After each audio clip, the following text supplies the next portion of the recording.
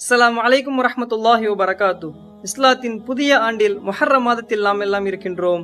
சென்ற வருடம் நம்மோடு இருந்தவர்கள் இந்த வருடம் இல்லை. அல்லாஹ் அவர்களுடைய பாவத்தை எல்லாம் மன்னித்து அவர்களுடைய கபரை சூரியனை போன்று பிரகாசமாக்கி விசாலமாக்குவானாக. சென்ற வருடம் நாம் செய்த அனைத்து பாவங்களையும் அல்லாஹ் மன்னித்து நம்மளுடைய அனைத்து அமல்களையும் அல்லாஹ் ஏற்றுக்கொள்வானாக. இந்த முஹர்ரம் மாதம் ஷஹ்ருல்லாஹ், அல்லாஹுடைய மாதமாகும். சஹாபாக்கள் கேட்டார்கள், யா ரசூலுல்லாஹ், ரமதானுடைய மாதத்திற்கு பிறகு எந்த மாதத்தில் நோன்பு வைப்பது சிறந்தது என்று கேட்டார்கள். அதுக்கு நபி ஸல்லல்லாஹு அலைஹி வஸல்லம் அவர்கள், அஃதலு ஸியாமி பஅத ரமதான் ஷஹ்ருல்லாஹ் அல் முஹர்ரம், ரமதானுடைய மாதத்திற்கு பிறகு அல்லாஹுடைய மாதமான முஹர்ரம் மாதத்தில் நாம் வைக்கும் நோன்புதான் சிறந்தது என்று நபி ஸல்லல்லாஹு அலைஹி வஸல்லம் அவர்கள் கூறினார்கள்.